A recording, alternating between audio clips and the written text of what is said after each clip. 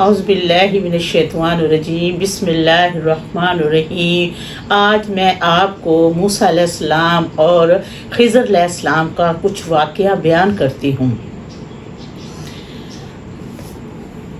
نبی اکرم صلی اللہ علیہ وآلہ وسلم نے ارشاد فرمایا ہے، ایک دن حضرت موسیٰ علیہ السلام اپنی قوم کو اللہ تعالیٰ کے ایام یعنی دنوں کے حوالے سے نصیحت کر رہے تھے۔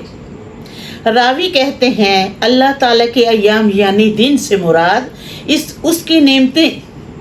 اسی دوران موسیٰ علیہ السلام فرمانے لگے، روئے زمین پر کوئی شخص مجھ سے زیادہ بہتر۔ راوی کو شک ہے یا شاید یہ الفاظ ہیں، مجھ سے زیادہ علم رکھنے والا کوئی نہیں ہے۔ تو اللہ تعالیٰ نے ان کی طرف وحی نازل کی، میں تم سے زیادہ بہتر شخص سے واقف ہوں۔ یا شاید یہ فرمایا، روئے زمین پر ایک ایسا شخص موجود ہے جو تم سے زیادہ علم رکھتا ہے۔ حضرت موسیٰ علیہ السلام نے عرض کی، اے میرے پروردگار، اس شخص کے بارے میں میری رہنمائی کرے۔ نبی اکرم صلی اللہ علیہ وآلہ وسلم فرماتے ہیں، ان سے کہا گیا کہ موسیٰ علیہ السلام سے کہا گیا، آپ نمکین مچھلی لیں، جہاں مچھلی گم ہو جائے گی وہ وہیں ہوگا کہ حضرت خضر علیہ السلام وہاں ہوگا۔ حضرت موسیٰ علیہ السلام چل پڑے، ان کے نوجوان ساتھی بھی ساتھ تھے۔ یہ دونوں ایک چٹان تک آئے اور سو گئے۔ حضرت موسیٰ علیہ السلام اپنے ساتھی کو چھوڑ کر کہیں گئے۔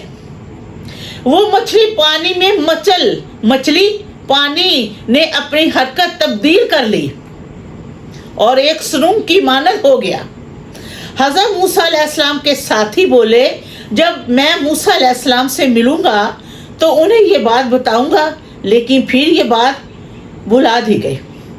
یہ دونوں آگے چلے تو موسیٰ علیہ السلام نے اپنی ساتھی سے کہا، ناشتہ لے آؤ، اس سفر میں مجھے بڑی تھکان کا شکار ہو گیا ہوں۔ نبی اکرم صلی اللہ علیہ وآلہ وسلم فرماتے ہیں، جب وہ اس مخصوص مقام سے آگے نکل گئے تھے تو انہیں تھکاوٹ محسوس ہوئی تھی۔ حضرت موسیٰ علیہ السلام کے ساتھی کو یاد آیا تو وہ بولے، کیا آپ نے غور نہیں فرمایا کہ ہم جب چٹان کے پاس ٹھہرے تھے تو میں مچھلی کی گمشدگی کے بارے میں آپ کو بتانا بھول گیا تھا، اور مجھے صرف شیطان ہی نے بلایا ہوگا، وہی جگہ وہی منزل تھی۔ قرآن پاک کہتا ہے، یہ وہ دونوں اپنے قدموں کے نشانات پر واپس آئے۔ حضرت موسیٰ علیہ السلام کے ساتھی نے انہیں مچھلی کے گم ہونے کی جگہ دکھائی تو حضرت موسیٰ علیہ السلام بولے، اسی جگہ کے بارے میں مجھے بتایا گیا تھا۔ پھر وہ ڈھونڈنے لگے اس شخص کو تو انہوں نے دیکھا کہ حضرت خضر علیہ السلام ایک کپڑا اوڑھ کر چٹ لیٹے ہوئے ہیں۔ حضرت موسیٰ علیہ السلام بولے، السلام علیکم۔ انہوں نے اپنے منہ سے کپڑا ہٹایا اور بولے، وعلیکم السلام، آپ کون ہیں؟ انہوں نے جواب دیا، میں موسیٰ علیہ السلام ہوں۔ انہوں نے پوچھا، کون سا موسیٰ علیہ السلام؟ حضرت موسیٰ علیہ السلام نے فرمایا، بنی اسرائیل والا موسیٰ علیہ السلام ہوں۔ حضرت خضر علیہ السلام نے پوچھا، آپ یہاں کس کے لیے آئے ہیں؟ حضرت موسیٰ علیہ السلام بولے، میں اس لیے آیا ہوں کہ آپ مجھے اس چیز کی تعلیم دے جس ہدایت کا علم آپ کو اللہ تعالیٰ نے عطا کیا ہے۔ حضرت خضر علیہ السلام بولے، آپ میرے ساتھ رہ کر صبر نہیں کر سکیں گے، اور جس چیز کے بارے میں آپ کو علم نہ ہو آپ اس کے بارے میں کیسے صبر کر سکتے ہیں؟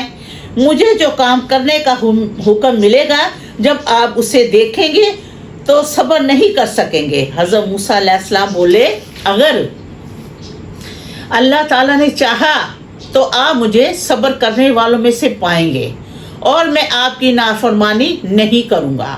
حضرت خضر علیہ السلام بولے اگر آپ میرے ساتھ رہنا چاہتے ہیں تو آپ مجھ سے کسی چیز کے بارے میں سوال نہ کریں، یہاں تک کہ میں خود ہی آپ کو اس چیز کے بارے میں بتا دوں گا۔ پھر وہ دونوں حضرات چل پڑے اور ایک کشتی میں سوار ہو گئے۔ جب خضر علیہ السلام نے جب کشتی میں بیٹھے تو خضر علیہ السلام نے اس کشتی میں سوراخ کر دیا، یا اس کشتی کا جو لکڑی کا پھٹا ہوتا ہے نا وہ اکھیڑ دیا۔ حضرت موسیٰ علیہ السلام نے کہا آپ نے کشتی میں سوراخ کر دیا تاکہ جو کشتی میں سوار ہیں وہ ڈوب جائیں۔ حضرت خضر علیہ السلام نے کہا، حضرت خضر علیہ السلام نے موسیٰ علیہ السلام سے کہا آپ میرے ساتھ نہیں چل سکتے۔ موسیٰ علیہ السلام نے کہا آپ میرے ساتھ سختی نہ کریں۔ موسیٰ علیہ السلام نے کہا اب میں آپ سے کوئی سوال نہیں کروں گا، اور دونوں چل پڑے۔ اور کچھ آگے جب گئے نا تو کچھ بچوں کے پاس سے گزرے اور بچے کھیل رہے تھے۔ پھر حضرت خضر علیہ السلام نے ایک بچے کے پاس آئے، کچھ سوچے سمجھے بغیر اسے قتل کر دیا۔ حضرت موسیٰ علیہ السلام اس موقع پر بڑی الجھن کا شکار ہوئے اور بولے کیا آپ نے ایک بے گناہ بچے کو قتل کر دیا ہے؟ آپ نے یہ تو بڑا گناہ والا کام کیا ہے۔ اس موقع